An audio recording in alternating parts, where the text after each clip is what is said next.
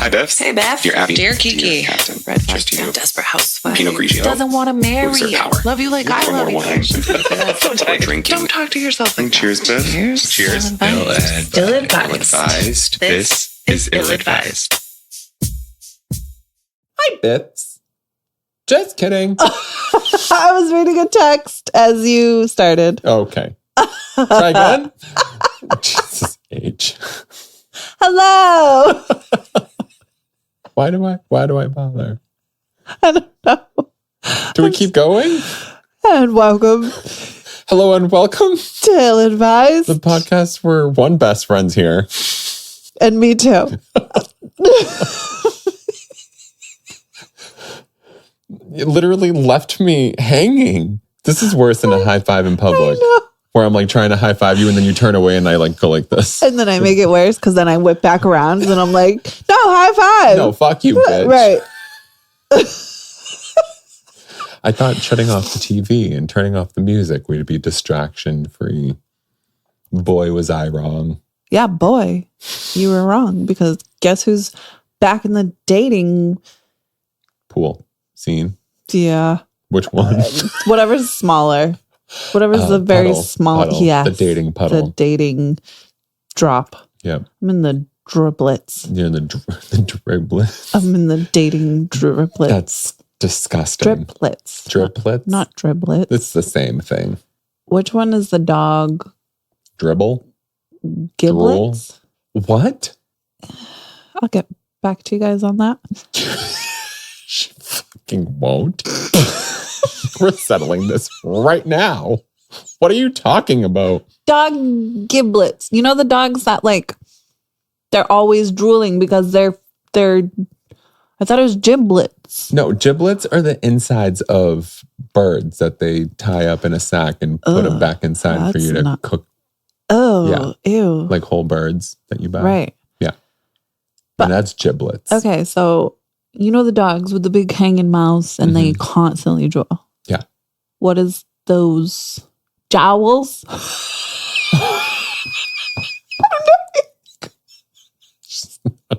She's losing her shit today. No, it's not the same thing. Not jowls. I know. Not jowls. I know, Not jowls, not giblets. I think it's just called a mouth. Can you just do an opening? How? How am I supposed to follow this? Stop before I'm going to give it a shot. I will give it a shot. I already lost it. This is fucking... If this is your first time listening, she's a cucumber, I'm an eggplant, and this is Gag Reflex 101. I don't even know which one I was going to read. That's just one of the ones I have written down. Giblets, and he's jowls and... Wine? Yes, please. This week's wine is an Old Vine Zinfandel, 2021, 4 vines. And that's it. There's nothing written about the wine, nothing for us. I mean, I suppose we could have Googled do you want me to Google box the description? Yeah, Google box it. I'm going to Google box it. What the fuck is Google box? A computer, a phone, where they keep the Google. Oh, is that like an actual? No. Oh, you fucking asshole. Yeah, definitely got that from a TV show. Google box. Box my Google, you bitch. No, I think you just did that on camera. I know. I still can't breathe. I'm like out of breath. If I laughed any harder, I would have urinated. I like the bottle. It's cute, right? I don't, It looks like someone took a picture and slapped it on a wine bottle. That's what they did. Yeah, I suppose. They're like, Mom, I got the best picture for your wine. They went to their mom. Well, I was just thinking like their mom makes wine in the basement and the 40-something-year-old son is like, oh, Mom, who still lives with her? And he's mad because she took over the basement. He's mad? Yeah. Oh, okay. Because that's his domain, the basement. Oh, so she moved in with him or? No. Oh. Mom started using her own basement. Oh, so he's pissed. Yeah. Oh. Because he's like, Mom, how am I going to talk to girls online? Sounds like a man. Yeah. Yeah. Duh. Don't you watch Netflix? I don't know. You gotta watch on I no turn number. the TV on, sit in front of it, and next thing I know, it's time for bed. Right. Yeah. And I you're don't know like, what happens between then. Yeah. I don't even have my phone in my hand sometimes, and I'm like, no clue what's it's happening. like a whole existential crisis. Or not crisis. Oh, speaking of crises, how you doing, Biff? Wow. We didn't even go there. Great. We forgot about You this. just called me a crisis. No. Well, I mean, you just had one I on know. camera. That's why I plead the fifth. We're putting this out of order, clearly. She fucked it up. I don't. Let's go right to the wine tasting notes. I blame you. Why? Because it's Saturday, not Sunday. You're right. I did fuck it up. Thank you. But I did it when you washed your hair, so you look fabulous. Thank See? you. I didn't. This was for you. I colored it. But didn't you also? Well, yeah, but not like. See? All done. Usually you wash it on a Saturday. Actually, and Sunday it's you all always residual. Your face and your compliment hair. me when I don't wash my hair. It's kind of funny. Oh, that's true. Like last week. Yeah, You're like, hair looks fabulous. Did you? And It I'm did like, look no, fabulous. I didn't wash it. And I haven't colored it in like a month. yeah. I see. I don't notice that shit. So you're welcome. I know. It's I'm always random. Like I'm so unreliable. Anytime I'm like, Biff's going to walk in and be like, wow, you look great. You never do. And then I wake up one morning and I'm like, Biff's going to walk in and kill me. You walk in, you're like, oh, you look great. I'm just like, I'll kill you. How about that? Isn't that doesn't that tell you when you think you're at your worst, you're really at your best? Yeah. And also when you think you're at your best. Right. You're like, oh, This is what I expect, bitch. great. Why bother trying? So this wine, the 4 Vines Zinfandel Lodi, I don't know what that means.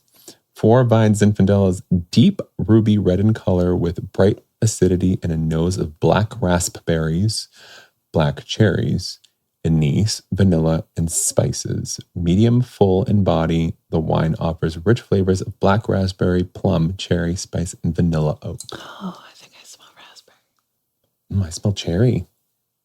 Oh, I get that vanilla oak. I'm scared to I just try got this. it. I'm actually a little bit excited. If it doesn't taste as... My jaw already Well, best of luck to you and your jowls. is jowlating.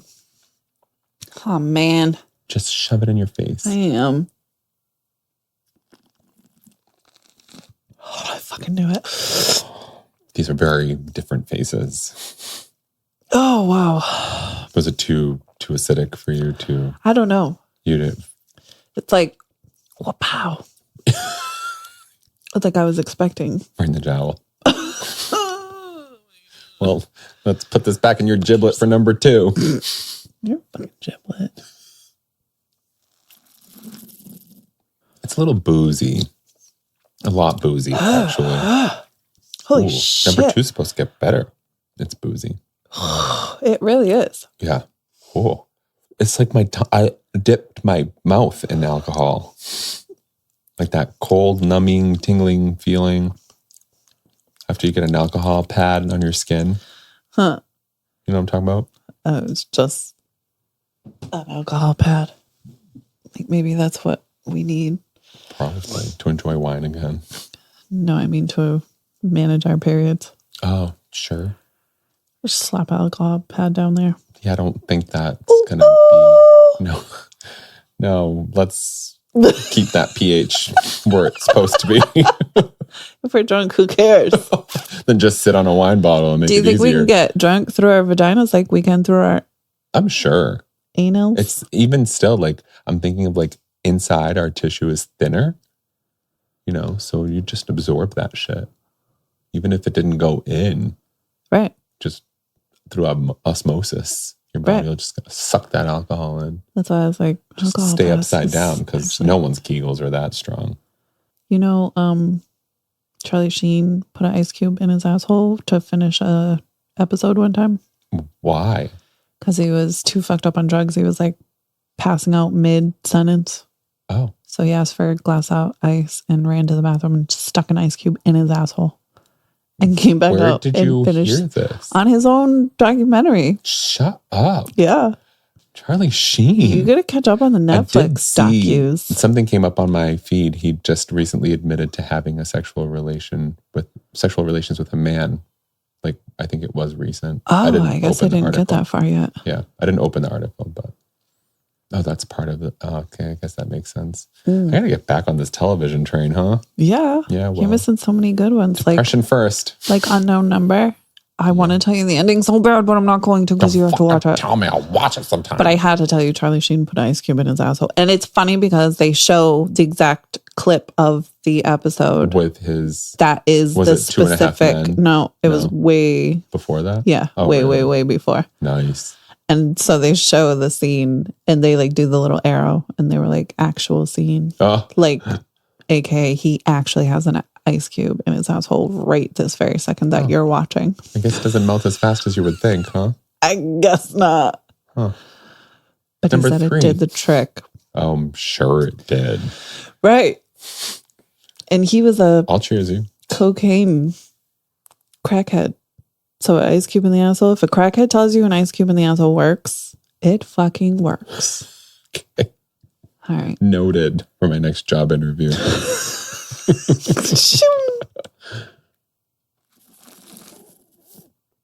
I mean, it's not terrible, but it's one you have to kind of throw down the hatch.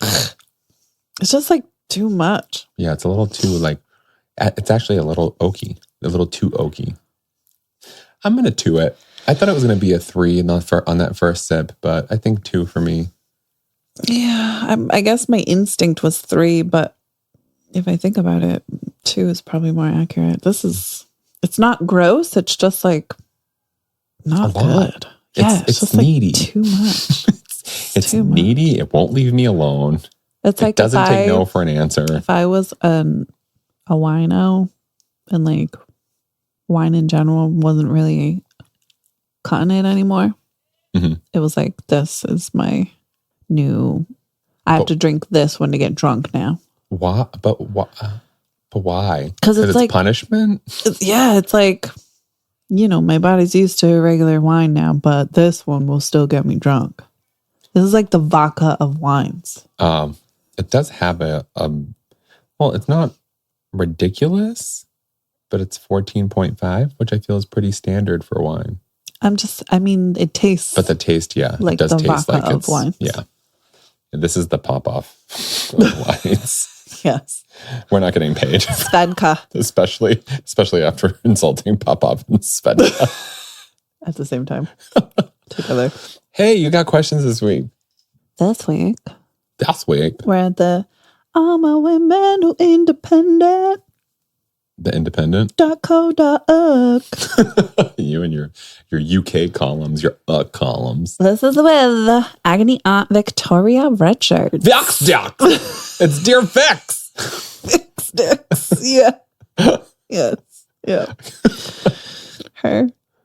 Please don't fire us. Please like us, Vix. This is I Lie About Everything, and my latest was my biggest yet. This was from February 25. I lie about everything. That's the first step. That's actually hilarious. It is funny. Who says that? Maybe they're lying to I us just now. lie about everything. I just fucking lie. Nothing's truthful. It's just my thing. I just lie about everything. My resume, like, liars don't say that. Well, that's why I'm like, she's just lying to us. Like, imagine my neighbor whose lips are like touching her chin and her nose. And she's like, I got so much work done, but never my lips. And then one day she was like, I think I popped a lip. I picked it, but my bottom lip is real. And I was like, oh, but I thought they were both. I thought natural. You've done everything but your lips. Mm-hmm. I think I popped my lips. So I'm just thinking of her being like, everything I say is a lie.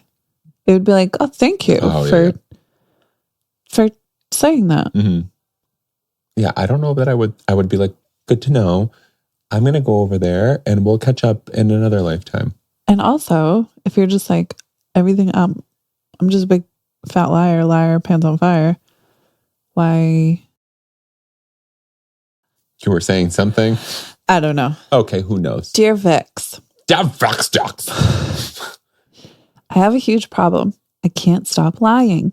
When I see friends and they ask me how things are going, I'll tell them about people I've been dating, crazy adventures I've had with women, mad and adventurous weekends away and trips abroad to places like Monte Carlo and Milan. I'll brag about the huge wins I've had at casinos. It's not Milan. Carlo and Milan. Oh, I think I said something wrong. No, I'm just thinking.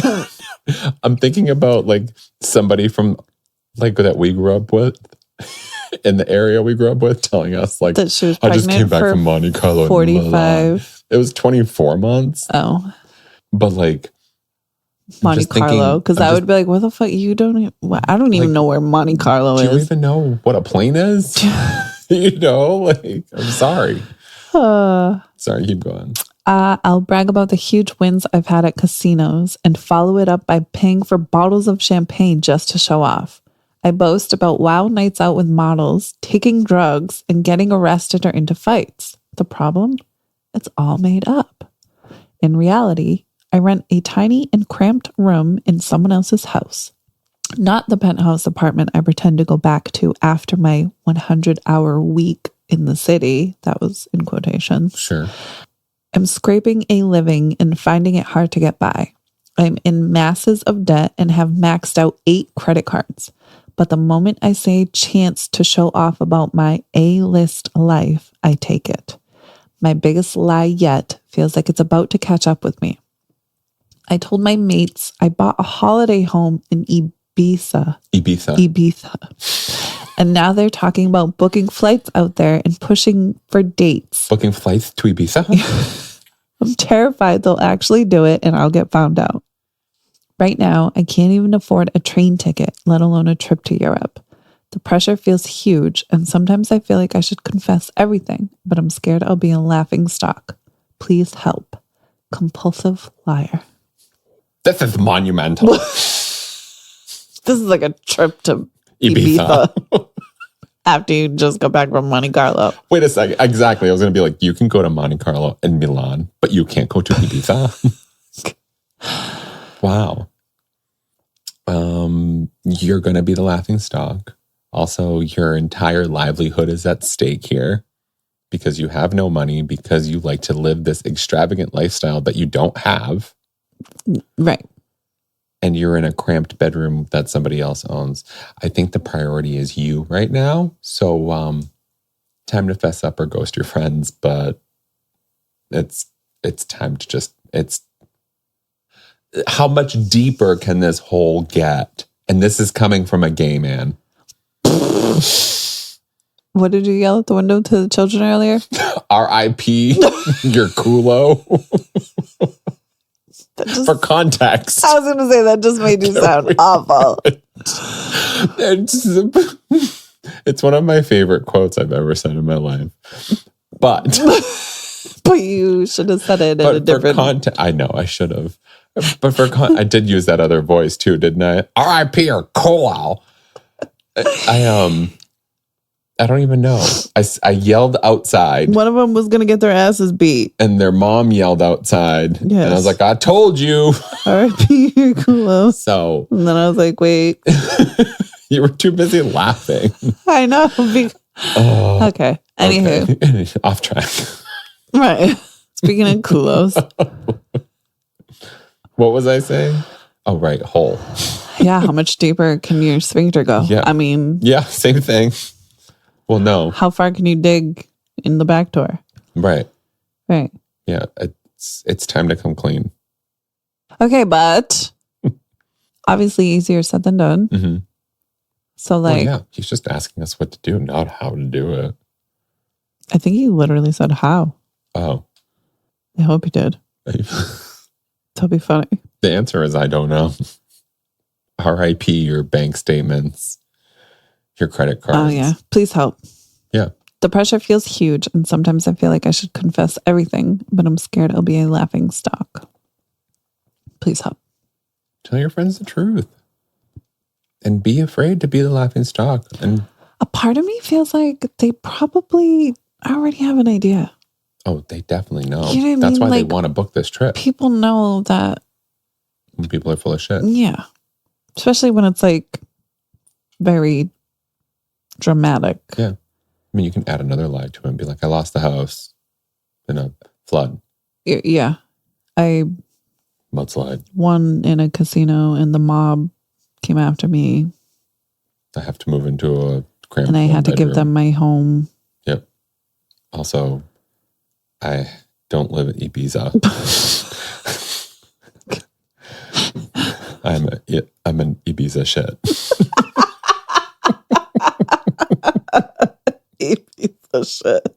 Can you say it with the list, please? Also, Ibiza shit. I am an Ibiza shit. That's my official advice. Because I don't have anything else for this one, you lying sack of shit. I literally don't know. You only you can take the pressure off of you. Sorry, I can't stop. Only you can take the pressure off of you, and the only way you're going to do that is by living an honest life. If you keep living this like extravagantly false or falsely extravagant, much better, falsely extravagant lifestyle. I think both are equal because that is extravagantly false. That's right. That's like not your usual. Yeah. My lips are natural. Yeah. I popped my lip. That's the best thing I've ever heard in my life. Yeah.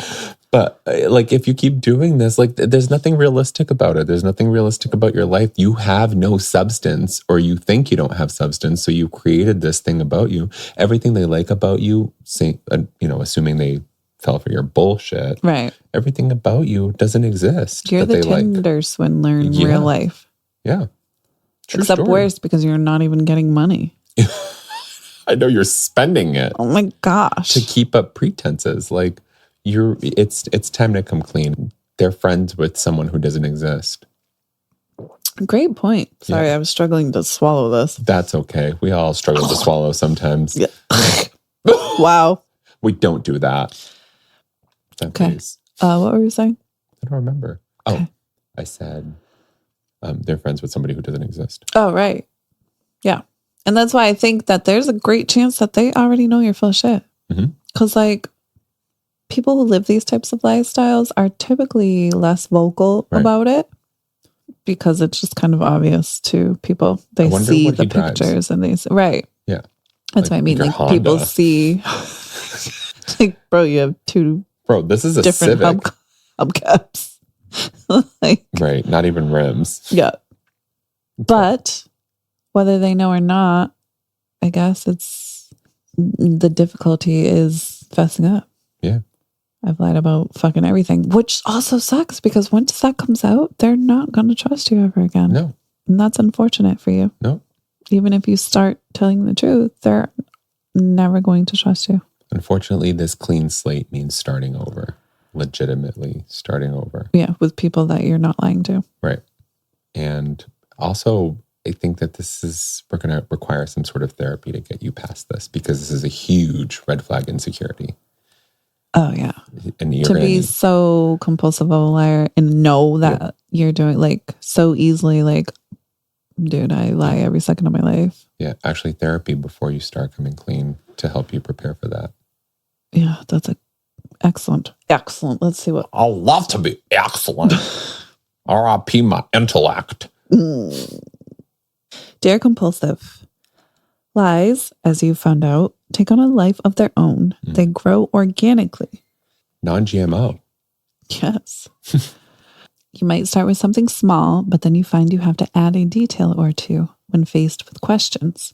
The next time you repeat the lie, you have to remember the added embellishments and throw those in too. Before you know it, you're the not ancestor. You're the orchestrator. Not ancestor. Of an immense fantasy world in which you are the stressed, frantic, frazzled star. Lying may be our first defense to get ourselves out of trouble or to prop up our fragile self-esteem, but it's enormously taxing. Ask a liar if he or she is happy, and unless they're a complete sociopath, they're likely racked with the weight of what they've made up. Amen. And the pressure of having to remember and repeat it. So it appears for you.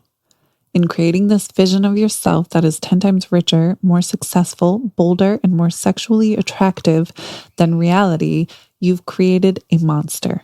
a cartoonish life that isn't real. The problem is it doesn't sound particularly real on paper either. I wouldn't be surprised if your friends have a healthy suspicion that you are, in fact, being liberal with the truth. Brilliant. Perhaps they are pushing you to take them to Ibiza to catch you out. Yep. Brilliant times 2. They may even be worried about you and hoping it all comes crumbling down so you see that really you don't need to lie the way you do. They're your friends because, we hope, they like you for you. Because who you are is enough, with or without your mad stories. If I were you, I'd take one of them aside, the one you've known longest, the one you can trust most, and tell them the truth. Tell them you bragged about a few things and it got away from you. Tell them you feel embarrassed. You didn't know why you did it, but you've realized it's time to nip it in the bud. Tell them there is no house in Ibiza, that you wish there was, that you're aiming for it one day. You just haven't quite figured out how to make it happen yet. Just as lies travel fast, so does revelation. I'd be willing to bet word will spread amongst your friendship group without you having to do a wider group reveal. Then live a little more quietly. No champagne, no booze at all would be a good move for you for a while. Embrace a simpler, sober life. Get out in nature. Find out what you love. Do something creative. Pursue a passion. Look into ways to manage your debt. Perhaps get a basic or part-time job, something you can count on, and start putting a bit aside. I've never seen paycheck spelt this way before. Sure. It's with a Q? Yeah. Yeah. QUE. Yeah. UK. What the hell? UQ. Sorry. Help and support is available for people who are concerned about their finances. Yada, yada, yada, yada, yada. Everyone stretches the truth from time to time, but usually we only take that to extremes when we're deeply unhappy. Did this start when you were small? What, in your youngest memories of flights of fancy and fabrication, were you trying to escape from? Fantasy gives us a way out, a doorway, reassurance that tomorrow might just be better than today. It gives us a chance to step out of our shoes and into someone else's, for a minute, for an hour, for a day. If you search deep down, who is the real you, the essence of you, the one who lies in bed alone in your rented room, worrying in the dark? Who is the person in the silences that you're not filling with imagination? Queen when you Latifah. wake up at 4 a.m, what does the you find there look like? Oh, Lady Gaga. You lie because you want to get away from yourself, but the only way of stopping is by facing yourself head on. I mean, sure. I liked most of it. We were right about... We were so right. We're the rightest right that's ever righted. Duh. R.I.P. your intellect. But not Vx. Not Vx. I like Vx intellect. R.I.P. Your Culo. We're taking her to Ibiza. I don't hate that response. I actually like it. I don't like the part that's missing, which is like, time to come clean, they don't know who you are. If your whole relationship with this crew is lies, they don't know who you are. Oh, right. It's the one thing that's missing. Yeah. They like you for you. Who is you? Right. They definitely don't trust you. They already know who you are. Yeah. They don't like you for you. Yeah. You don't know who you the are. only chance you have is to come clean. Yep. To all of them, not just one person, and hope that it spreads like it was implied here. Right. It wasn't implied. She literally said, Right. Tell one and probably Right. it will. And maybe someone will. Right. Okay, I'm done with this one. Next one, please. Preferably one that has to do with... I would take a bullet for my daughter, but I don't like her. How about that one, Biff? I wish I had a daughter so I could relate. Come on. I'm offended. Why? I don't have a daughter. I do. Okay, great. We weren't talking about you. We have a daughter. Oh, we have a daughter. I have a daughter. I can't relate. You would take a bullet for my daughter, but you don't like her. I would take a bullet for her, and I like her. You would take a bullet for her before you took one for me, bitch. Hey, don't hate. Procreate. I did. And now you chose my procreation over me.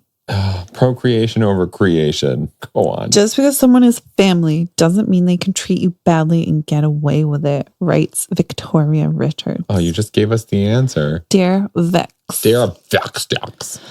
I feel so sad and hurt, confused and guilty. I would take a bullet for my daughter, but I don't like her. I have no warmth left in my heart for her at all. Wait, is she like 4 years old? Because this matters. I'll kill this lady. This matters. I have no warmth. She's just... She's sucked the life out of me. Baby, I don't want to fuck a baby. I have no warmth left in my heart for her at all, which scares me and makes me feel that I'm an unnatural mother. I know I wouldn't hesitate to do whatever it took if my daughter's life was in danger, but I'm not sure if that's love or just maternal instinct. The problem is that love has been kicked out the door by her behavior over the past 3 years. If you're right, and this is this is a 3-year-old, I hope she's at least in her 30s at this point. When in the grip of a drug addiction, she lied to me, stole from me, and battered me with cruel words. I still wanted to hug her better and do whatever it took to support her, especially when she wanted to move back home again to get her clean and healthy, which she did for more than 2 years. I spoiled and subsidized her and bit my tongue a lot as she doesn't take criticism well. I was scared of jeopardizing her efforts to keep clean. Mostly, I was proud of her, never more so than when she felt strong enough to move out again and get on with her life. My daughter has now been drug-free for some years. Her career is blossoming, and for a time, my pride in boasting about her knew no bounds. Then she came home for a few days 3 years ago, and all of that changed. She did a few selfish, unkind things, and I'd had enough of walking on eggshells. I thought she could handle me being truthful. I was wrong. My criticisms unleashed a barrage of accusations. She said I'd always belittled her hard work, implied that she was lazy, withdrew my love when she didn't do as I expected, was always casting around for things to nitpick about, and said I was interfering by giving her my opinion. She accused me of resenting her, leaving home and being independent. Worst of all, she told me I was a liar. I was convinced she would apologize for what she said, but instead she had since confirmed she meant all of it. I'm not sure the word sorry is in her vocabulary. I know she can be kind and generous, but since kicking her addiction, she has become smug, sanctimonious, and utterly selfish. I cannot forgive her. I'm too hurt. She has told everyone about our rift, and according to her, all are on her side, including family members. I have chosen to maintain my silence and dignity, which she sees as proof that I'm in the wrong. But this is not a battle, just a very sad situation. I feel very alone, very hurt, and also very angry. I am managing to keep up a facade of being kind and pleasant when we meet in family situations, very rarely, and wonder if I must resign myself to this being the only way ahead. I get so tempted to forward her cruel email accusations to all and sundry. Sure. To show them what she's really like, but I know this will only drive her further away. I'm contacting you in the hope that objectivity may help me see a way ahead, and also in the hope that some of your readers may have found themselves in similarly heartbreaking situations. What do I do? Is this relationship so toxic that, as some have told me, I need to get rid of it entirely? See Brighton. Did you see me nodding? You see me. Yes. Every time. Yes. Because part of addiction is running away from your reality. Part of addiction is covering up the reality that, like it's trauma response right here. Like it's rooted a lot of the times in trauma. Yeah, the point of drug addiction is to avoid reality. Right. And she unfortunately did it in a very shitty way, but told you how you contributed to her addiction without telling you that you contributed to her addiction. Mm-hmm. And now she's seemingly sober. Mm-hmm. I'm going to say maybe she's going through a program and she may be smug. She may be whatever, but she's finding herself and she's finding the courage to talk to you about it. This question got less fun the more it got more serious. I thought it was going to be like, my daughter's a bitch. Oh, fuck twat. Exactly. Because, yeah. Sorry. Has Greta's called you? Because if any parent in the If my world. mother ever said twat, I would lose my shit. I don't even know if she knows that word. I was going to say, can you tell her to call You can tell her we're going there after To this, call remember? Call Vic My the brother a twat. Yeah, but I think the finesse in delivering the trauma, the addiction, all of that, like, I don't even know what I just said, but like to be able to communicate that kind of went out the window. It feels like this is a little bit more on the defensive side, which makes things worse from somebody who's experienced that. So I think you don't like your daughter right now, and that's okay. Yeah. And it's time to understand where your daughter's at. It's time to make the effort to understand where she's at and why she feels this way, and not be defensive when you approach her about it. Like, to me, like that's the biggest thing. It's like you need to sit there as neutral as fuck and just be like, okay, okay, acknowledge, actively listen, repeat things so that she knows you're actively listening, and then take a beat. Once you get that download of information, do not respond right there and then. Take a beat. Say, thank you for telling me this. Right. I'm going to sit with this. I'm going to see, like, you're going to find out things you don't like. Yeah. And we all find out things we don't like, all of us, like with relationships with other people. Yeah. That's how we grow and do better. Ill growth. Ill growth. And it's time to sit in this uncomfortable situation and start being ready to hold yourself accountable. I'm impressed with your response. I was not expecting this perspective of it. Oh. Yeah. Oh my God, But I I'll agree. drink this wine while you tell me how wonderful I am. No, I do agree that it's A good daughter. very natural for especially older children to feel resentments toward their parents when their parents have not catered, but it's another word for catered. Waited. No, like you Spoiled. like you allowed me to continue in yes. Yeah. Like there's no accountability, there's no boundaries, there's no tough love. It's natural for us to start to resent our parents in these situations. Not that it's the parents' fault, but that's just a natural response to it. So I'm very surprised. I thought you were going to be more towards the addicts will often say they use guilt and they use these things to get their own ways and to continue their behavior and all that stuff, which is also true. If she was still using, I probably would have been on that boat. Right. But but also we've learned that in addiction, we stop growing emotionally at the start of use.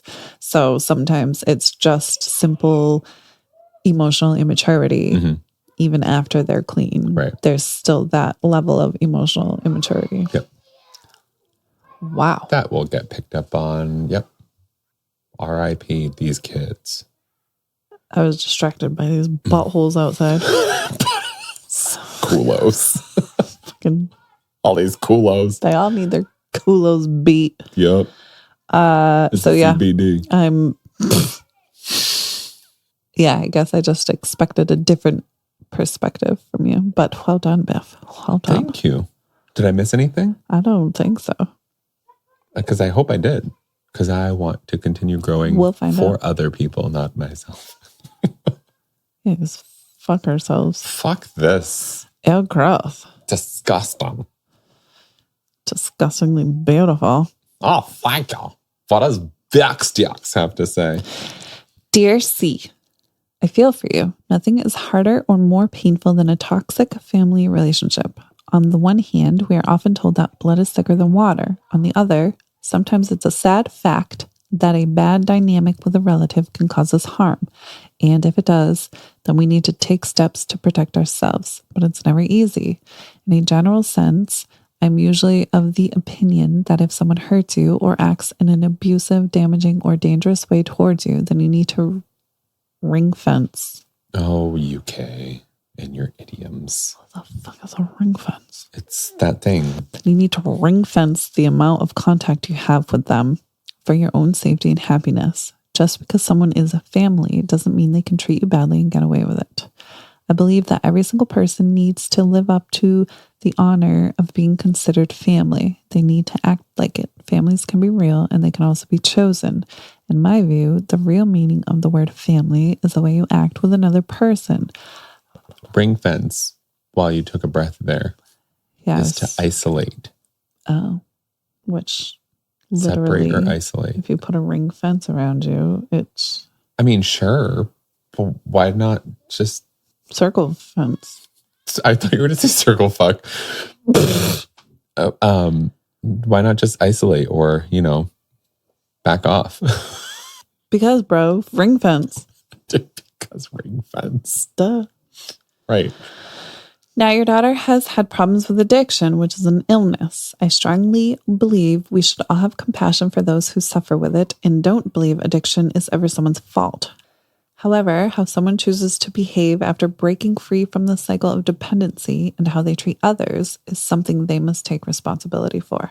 It's clear that over the past few years, both you and your daughter have been through an extremely tough time.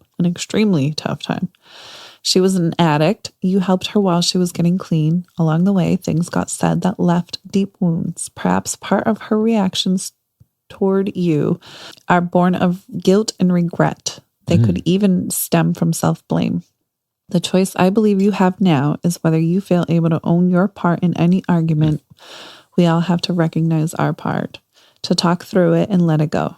My usual advice to people struggling with a difficult person who makes them feel anxious, hurt, worried, or bad about themselves would be the same whether they are related to them or not. Don't be afraid to set a boundary. Sometimes a person isn't necessarily a toxic person per se, but they can be toxic for us. And it's perfectly okay in these situations to practice good self-care and protect yourself from that. So there's several more paragraphs. Oh, we like several less paragraphs. So pretty much we're right. I like it. The one thing that I didn't think about was that self-blame part, which is also very insightful because I forgot about that. Like projection. Yeah. Yeah. Yeah, that's a big part of it too. Yeah. And it's like that healing from addiction is a journey that doesn't start at healed from addiction. Right, right. Whatever healed It means. picks up from where you emotionally... Where you stopped, yeah. Where you stopped growing, where you stopped not progressing, but like processing. Yeah. That's the whole point of drug addiction. Yeah. I'm actually very curious, like what about those situations where people tried a drug and just loved the feeling? Oh my God, I know. Those are... And just kept going. Yeah. And then they're like, oh, well, all hope is lost. Oh, whoops. But do we study those? Like, is that... I think that I'm aware of, the furthest is just the addiction trigger. Some people have it, some people don't. Oh, okay. So it's like... So it's euphoria is not a factor? No, not typically. It just is like very random. A kid could just be at a high school party and someone's like, here, try this. And then it flicks their addiction trigger. And I know. You were the opposite of that growing up. I know. Like even, like you got me to start smoking and you could just like pick it up and put it down. And I was like, I can't quit. Yeah. Yeah, so there's instances that people become addicted to drugs without intentionally trying to escape their reality. They just happen to have the little trigger in their brain, and then once they get a taste of something, that's it. I wonder if it's like a synchronized thing. Like you have to be in like an emotional state of sorts or be experiencing something to also use that substance and flip that switch. You know what I mean? I don't think there's any... No, I'm sure there isn't. Or maybe there has been and this is forever later and they're like disproved it. So it's not even a conversation anymore. But it's just like interesting. Oh yeah, it really Sometimes is. I'm like, did anyone ever think of this? And I'm like, of course they fucking did. This is so basic, you idiot. Like, if you're thinking about it as somebody who knows nothing about it, they thought about it. Yeah, I know what you're saying. Yeah. Wow. We're so smart. That wasn't what I expected. No. That was not a number 2 question, Biff. No. Hit me with a number 3. Well, I'm scared to now. Sure. I feel ashamed to admit it, but I really don't like my parents. Biff. I know, but I thought I thought it was going to be funny because I don't like my daughter. I'm an addict and my mom. And then it's like, well, I don't like my parents. And then I was like, well, imagine if it was like the same family. Right. Like now it's the daughter that's like, fuck my mom, stupid ass bitch. Stupid ass bitch. Go on. Dear Vex. Oh, I already read the question. I feel deeply ashamed to admit this, but I don't think I like my parents as people very much. Obviously, they're my parents. They did the best they could for me and gave me a home and food and worked hard to provide what little we had, and I'll always be grateful for that. I had a tough upbringing. We didn't have much to spare, and it has taught me a lot about grafting and working hard and really setting your mind to better yourself. But now we are all adults. I find excuses not to see them very often because honestly, I don't really like spending time with them. They have lived in the same house for 40 years in a tiny place. As a result, they have small town views. They blame immigrants for everything. And if someone of a different race or sexuality appears on the TV, they'll always make racist or homophobic comments about them. Mm-hmm. I'm a gay man living in the capital. Oh. We couldn't be more different. Yep. They idolize Nigel Farage and think Reform UK are the great hope for Britain, which I can't bring myself to tell any of my liberal London friends. I find their views disgusting and depressing. I always bite back when I hear them say something awful, but I hate conflict and it makes me shaky and upset. I find their constant suspicion of others so tiring and it makes me not want to see them. How do I reconcile these differences and maintain some sort of relationship, even if the scales have fallen from my eyes and I think less of them? Or do I cut my losses and cut them off? Sad son. Well, God I damn it, can't these answer questions. this. I can't answer this unbiased. What's the word I'm looking for? Diplomatically. This is the political bullshit we're dealing with right now. Right now. Right now. I was just thinking in my head, how... it's too timely. It's too fresh. It's too real. Your vote negatively impacts me, not in my voting rights, not in my little way, my life. Literal life. This is America right now. So imagine the UK going through something kind of relative, somewhere in the UK, not big enough to be this is the bullshit we live. Right.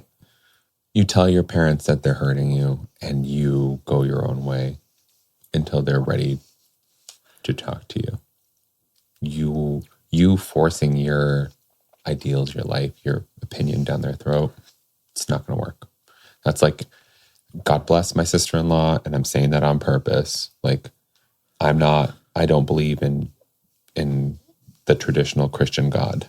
Mm-hmm. I don't think that someone so benevolent can have so many malevolent ways. I don't think that exists. Not in the way that she believes in him. So, and I know that when she sends me messages or reels having to do with God and with Jesus and all that stuff, I know she's coming from a good place with it. Right.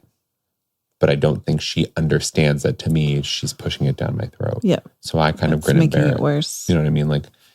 It's not going to make things better. It's not going to make you or they believe in one or the other. There's no point counterpoint. Right. It doesn't exist. I'm sorry, mom and dad. I don't agree with the way that you live. I don't agree with your choices. I am the gay man thing hit. Yeah. This world is fucking terrifying right now. I am a gay man of color. Yeah. My mother is an immigrant. Yeah. I can't step outside without and especially the town that I live in is on high alert. Oh my gosh. Because we're one of the towns that was, I live in Worcester, Massachusetts. We were all over the news. You saw them, right? Literally just right on sidewalk streets, kids screaming while their parents are getting thrown into cars. Thrown into vehicles. Yep. And we're being targeted. Boston is being targeted. Yep. We've seen it. We've lived it. This is it. This is the reality that we live in now. Yeah. How am I going to give you advice that says work things out with your parents? Right. In the UK, they voted against you. I don't know what voting, what's his name? Nigel Farage is part of parliament, and that's like a whole old structure of government. I don't even understand ours, so great. I'm definitely not gonna because I thought I understood ours until this administration. Oh gosh, yeah. I'm not going to defend your parents for you. Oh, absolutely. I'm going to tell you to, Mom, Dad, I'm a gay man. You stand against everything that I believe in. Yeah. You are the epitome of oppression. I'm out. Peace. If you would like to talk about this, reach out to me. I can do this in a way, but until that you're ready to open your mind and have a very open opinion. Right. It feels like this person's asking for permission to do that. Yeah. Well, yeah. Especially because they said they can't do confrontation. Yeah. Like they can't. Yeah. Be like, what? Like, really, you guys? Mm-hmm. Your gay son sitting right here next to you. Like you forgot about that. Yep. So. Yeah, I can't do it. I have no tolerance for it. I have said so many shit in my life. So many shits. Yeah, so many things. I have said so many shit. I have said so much shit in my life that you could question where my loyalties lie. And some of it in jest, like just to like be a silly piece of shit. And some of it without thinking and offending the world around me. But I won't waver on what my real belief is. And it's like, treat a human like a fucking human. Yeah. And if there is a political force like we have right now that's opposing all of our human rights in general, and not just me, women. The most natural fucking thing to occur to this world. The reason why life exists. Like there's no fucking fuck you. Yeah. Did I say that enough? Yeah. You had to say it for me because I struggle with these ones because I accept everyone for who they are. I have no problems meeting you where you're at. And yeah, you're better than I am at that. But in this situation, it's like my own parents. Like, I don't know that I can just so gracefully allow you to exist when it's actively hurting me at a great level. Right. Like at my existence. Right. Thank you for life. Thank you for making me healthy. Thank you for shelter. Yeah. I gotta go. I was going to say, I'm usually all for the, hey, if you can accept them for where they're at and just whatever. But like this type of situation is not really one of those. You can I'm actually love glad you them said from that. a difference. Because I've had a very hard time with that. I love that you brought that up because that's like, I've always been like, not always, but in my recent life, I've been trying to meet people where they're at. And this one. Sometimes there's no. I can't do it. Right. I can't meet you. And unfortunately, this extends into my very immediate family.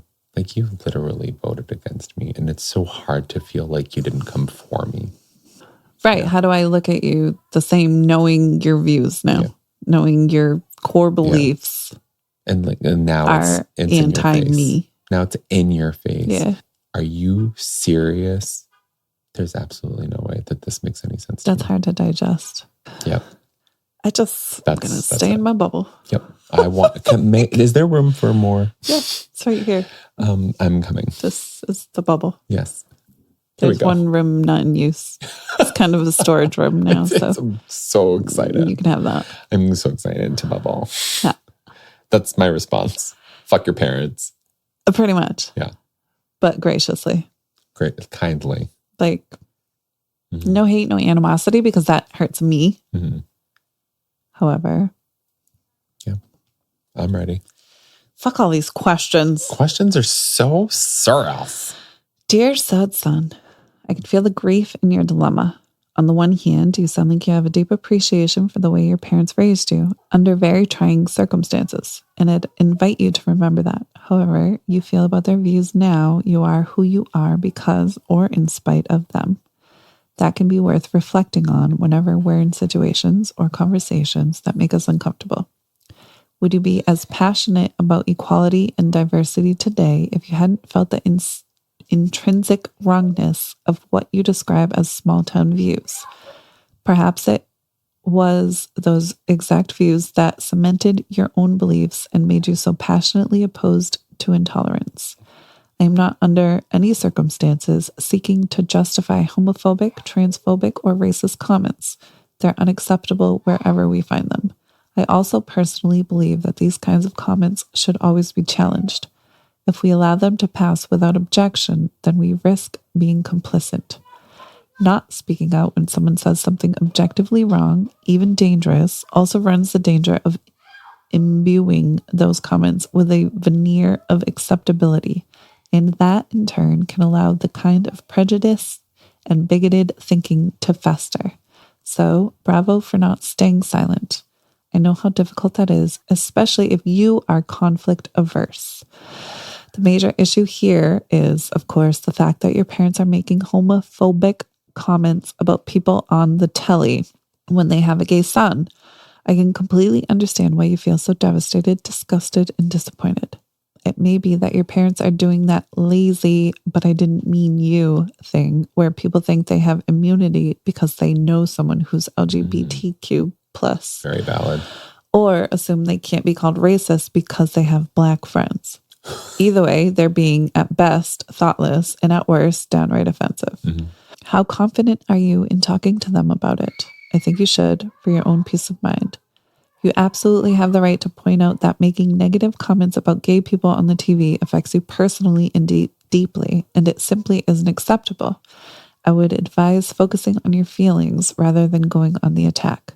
It really hurts me when you say XYZ because it makes me feel judged and invalidated, rather than you can't say that. They're more likely to listen and less likely to dismiss you. As some kind of tonic, I'd also invite you to try, as difficult as it may feel, to put yourself in your parents' shoes for a moment. They have lived in a small town for their whole life, likely only ever encountering the same sorts of people. What does hatred and suspicion stem from? Fear, and fear stems from a lack of understanding. Can you find it in you to hold some empathy for your parents? Consider that they, too, are the product of the views they grew up hearing. Of course, ideally, we would all look to grow, learn, and educate ourselves and ultimately shed these horrible views, but they might not know how. That's why I think, notwithstanding how hard this is, your voice is important. Take a break from seeing them or limit the number of times you go home to protect yourself. Put in boundaries so that you're not feeling drained or upset by each encounter. But when you do, keep doing what you're doing and speaking up for what you know is right. You're helping them and they love you. So we just have to hope that even the things that have been said in the heat of the moment might just be sinking in. That was so diplomatic. That was so... Ew, growth. Even, yeah. Yeah. Very accurate, like very even keeled, very... Ugh. Yeah. Very ill. Very be the bigger person. Mm-hmm. Put yourself in them shoes. Which is great. It's absolutely it's the right answer. That's literally like, yeah. I couldn't give a measured response like that. Well, yeah. Couldn't. Well, you said it's very... It's polarizing. It's like you're experiencing this essentially. So, yeah. Of course it's... Yeah, it's just so hard. I don't know. I like the answer. I also don't like the onus on the out gay son to explain why a homophobic comment hurts him. Yeah. And not to be the token gay or the token black friend or the token brown friend. Right. I'm just going to sit here quietly and listen to you say homophobic or racist comments while I am... And tolerate it because you're my mom and my dad. Yeah, because you're excluding me. Mm-hmm. You don't mean me. Right. You're not talking about me. You like me. Right. Yeah. I'm the only gay you like. Yeah. Fuck off. Right. Kindly. Fuck off. Oh no, Biff. None of these were funny. I know. What the hell? I'm so upset with you. And it wasn't even ones that like we could turn into jokes because these aren't. I know. This is real life right now. What the fuck? God damn it. Fuck that shot. Man, I got so upset about it. I drank all my wine. Oh, God. You Here. literally have all of it. Fucking take it. I think this is where we can stop with this week. Yes, please. Oh, talk about true crime comedy podcast. Yeah, I think we need to switch. We should. We should. Because we can, there's so much. I can tell you so much about serial killers. And I can learn about them. And you can ask me all the questions. Yep. And every episode would be like, so what's the difference between a sociopath and a psychopath? And which one's a serial killer? Right. Because I still get them confused. Actually, 1% of serial killers are psychopaths. Really? Mm-hmm. Only 1%? Yeah. What about the rest of them? They're Serial killers? psychopaths. There's Really? fucking, what's the, Paths? no, the non-paths. Oh. The borderline. The majority of borderline them personality? are borderline. Oh. But only 1% of serial killers are borderline psychopaths. BPD? Yeah. And it's not the same, right? I'm thinking Which of is wild dissociative because identity. when you think of, when you think of psychopaths, you're like fucking Jeffrey Dahmer. Right. Nope. That's the first one I think about, actually. He's the most fascinating. I could talk about him all day. Yeah. Dahmer is fascinating. What's the other one? Ted Bundy. Bundy. Yes. See, I don't find him fascinating at all. I do find He's like him very interesting. The corniest of them to me. Really? It's like, bro, we know. Interesting. You were a smooth talker and you were cute and you went for little college girls that believed But you. he wasn't on that psychopath, was he? Actually, he probably was. Because he's Like I don't know. the I can only speculate. he's like the definition of psychopathy. Really? Yeah. Okay. All right. So see, I don't know what the fuck I'm talking about. Maybe we should switch our podcast because we can do this all day.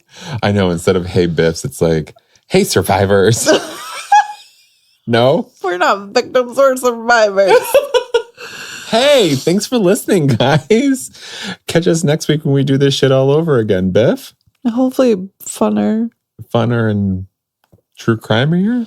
Ooh. Better wine. Oh, for sure. I wonder if they have a website for fucking people who are convicted to send advice column questions to. Writeaprisoner.com? Is that a thing? Yeah. Oh no, write a prisoner definitely is a thing. Write on behalf of a prisoner, I suppose, is what I'm thinking about. Oh, Facebook dating? Yeah. Do you know I've seen 2 profiles Really? that were like, I'm in Jack's cousin. He's in jail. He's just looking for buddies. Oh, good. Yeah. It's actually funny. Yesterday on the way home on Park Ave, where that CVS is by where we used to live, there was I forgot what the car was, but it's like one of those cars that's like very common, but they soup it up and make it look like a but Honda it's a coupe. Civic. Yeah, but it was a coupe. Yeah. Like 2-door. And had the little like slatted back windshield. Yep. Yep. I know exactly what But the you're license talking about. plate was XCON. Oh, great. Yeah. I felt something for them. Did you want to follow them home? Definitely or were you? not. Oh, okay. No, it was like, it was sympathy and proud, but was also like, do you think this is cool? You find yourself successful in a hatchback? That's It was not a hatchback, but close. like I think you sucked at your job, bro.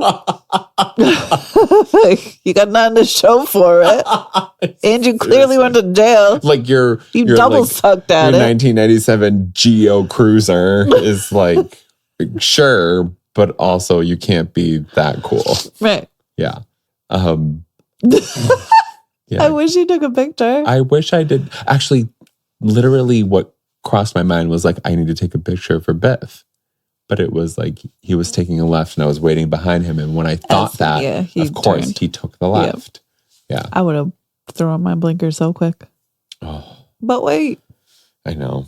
You're a much better person than I am. I am. Wait.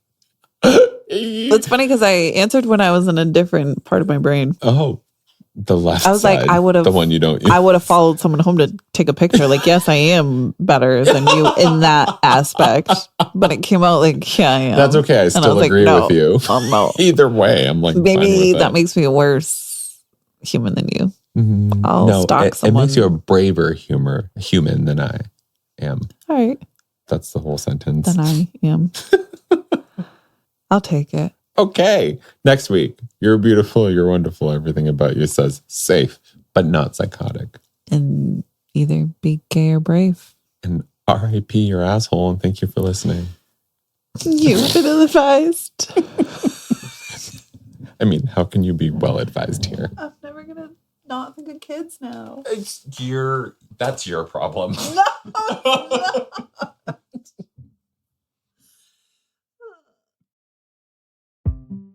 Ill-Advised is hosted and produced by Stefani and Ray. AKA your Biffs. Send us your questions, your comments, all of your concerns And your drink recommendations. to illadvisedpodcast@gmail.com. You can catch up on all of our episodes and our show notes at illadvisedthepodcast.com. Follow us on Facebook, Instagram, and TikTok at Ill-Advised the Podcast. And don't forget to rate, review, and subscribe. On Apple Podcasts, Spotify, Amazon Music, or wherever you listen. You've been ill-advised.